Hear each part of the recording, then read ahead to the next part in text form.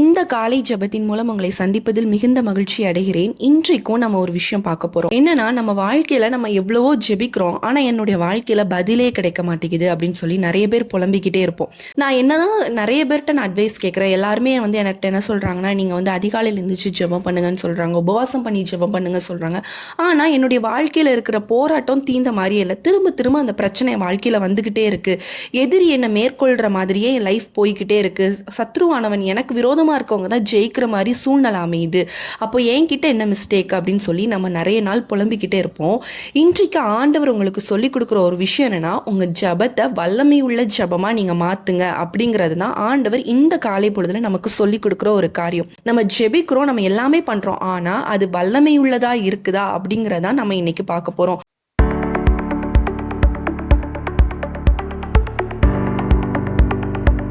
வேதத்துல கூட நம்ம ஒரு காரியம் நம்ம இன்னைக்கு பார்க்கலாம்.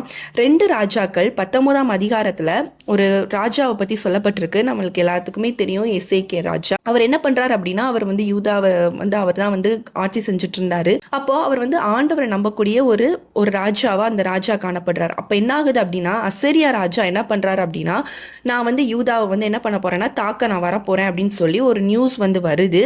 அப்போ இந்த ராஜா என்ன பண்றாரு பாத்தீங்கன்னா, எசேக்கியா ராஜா என்ன பண்றாருன்னா, ஆண்டவர் சமூகத்துல உட்கார்ந்து அவர் அந்த வசனமே சொல்லப்பட்டிருக்கும். அதாவது இரட்டு உடுத்தி கொண்டு அவங்க என்ன பண்ணுவாங்கன்னா, வஸ்திரங்களை கிழித்து அந்த மாதிரி அவங்க துக்கமா இருக்கிறத அவங்க வெளிப்படுத்துவாங்க. அப்படி உட்கார்ந்து ஆண்டவர் இடத்துல அவர் விண்ணப்பம் பண்றதை நம்ம இங்க பாக்குறோம். இது ஏசாயா தீர்க்கதரிசிக்கு இந்த விஷயங்கள் தெரிய வருது. அவர் ஜெபிக்கிறத ஆண்டவர் அங்க என்ன பண்றாரு அப்படின்னா, ஏசாயா தீர்க்கதரிசிக்கு பதில் கொடுக்கிறாரு.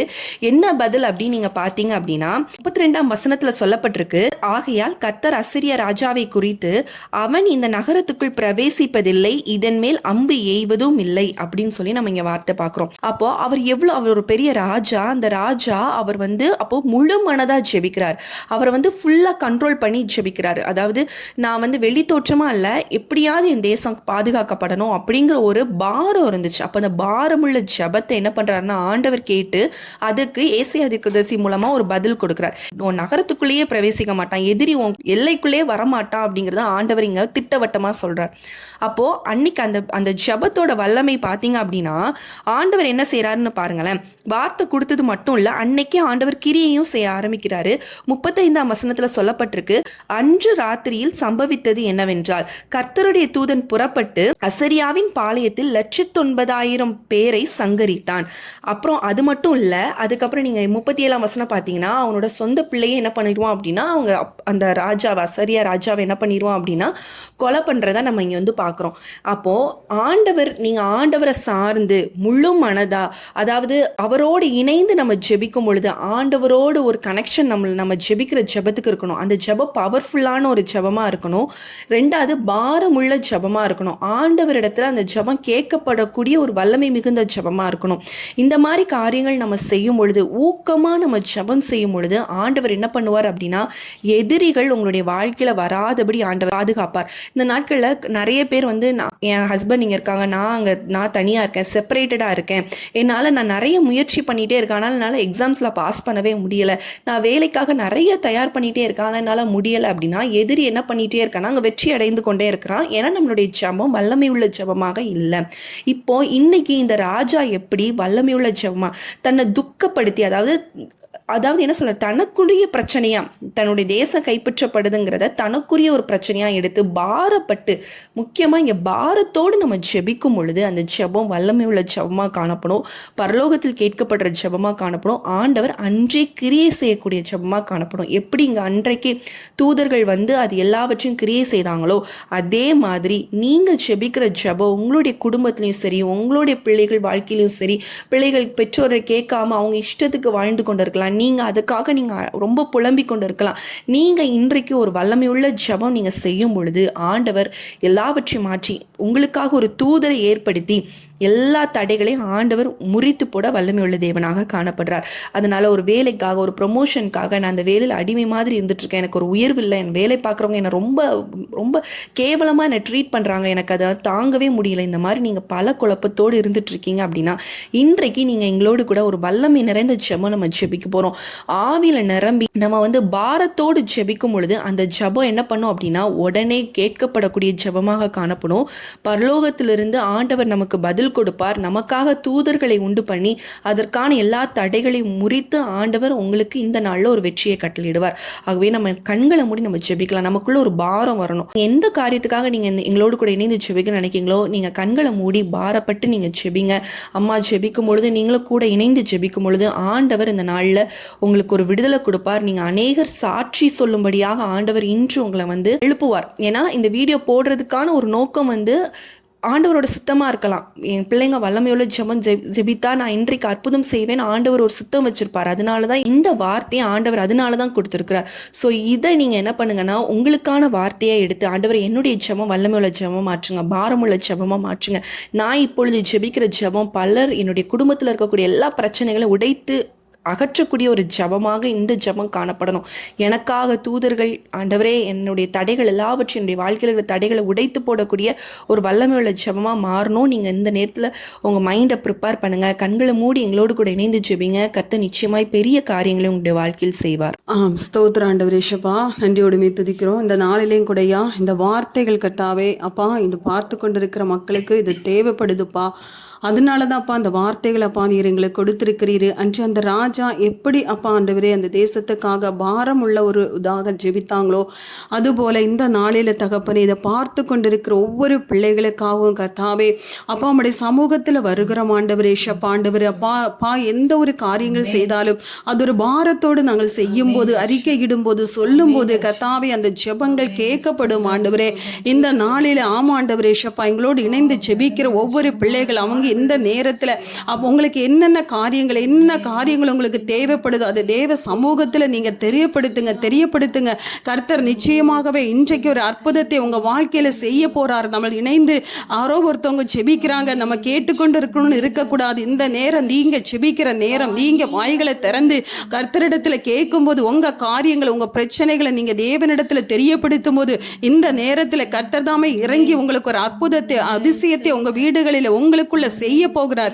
உங்க எல்லைகளுக்குள்ள செய்ய போறார். எத்தனையோ வருஷக்கணக்காய் தடைப்பட்டிருக்கிற காரியங்களை இந்த நாளில தேவன் இறங்கி உங்களுக்கு அற்புதங்களை செய்ய போறார், அதிசயங்களை செய்ய போறார். விசுவாசத்தோடு நீங்க ஜெபிங்க. வருஷக்கணக்காய் நான் காத்திருக்கிறேன், எனக்கு கிடைக்க மாட்டுக்கு, இந்த காரியம் எனக்கு நடக்க மாட்டுக்கு, இதுல நான் தோல்வி அடையறேன்னு சொல்லி காத்திருக்கிற உங்களை பார்த்துதான் தேவன் சொல்லிக் கொண்டிருக்கிறார். இந்த நேரம் நீ மௌனமா இராதே, எழும்பி ஜெபம் பண்ணு, நீங்க பாரத்தோடு ஜெபம் பண்ணு. கர்த்தர் நிச்சயமாகவே உனக்கு விடுதலை தருவேன் என்று சொல்லி தேவன் உனக்கு வாக்குரைக்கிறார். வல்லமை உள்ள ஒரு ஜெபமாய் இது காணப்பட வேண்டும். வல்லமை உள்ள ஒரு ஜெபமாய் காணப்பட வேண்டும். ஏசப்பா நீங்க இறங்குங்கப்பா ஆண்டவரே.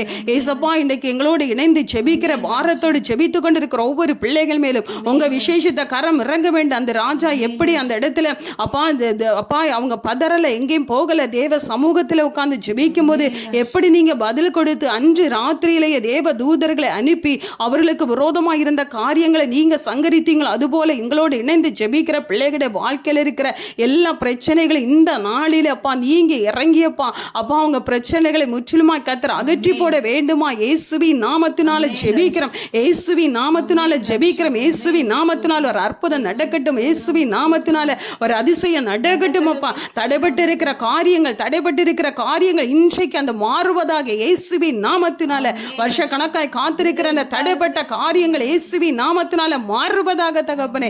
இப்போது அற்புதங்கள் காண பண்ணுங்கப்பா. இப்போது அதிசயங்களை காண பண்ணுங்க ஆண்டவரே. அப்பா இணைந்து ஜெபிக்கிற ஒவ்வொரு பிள்ளைகள் மீதும் உம்முடைய கரம் இறங்குவதற்காக ஸ்தோத்திரமையா. அந்த பாரமுள்ள ஜெபத்தை பார்க்கிறீர். கண்ணீரோடு ஜெபிக்கிறவருடைய கண்ணீரை நீர் பார்க்கிறீர் ஆண்டவரே. அப்பா நீர் அவர்களுக்கு விடுதலை கொடுக்கிறதற்காக உமக்கு ஸ்தோத்திரம் ஆண்டவரே.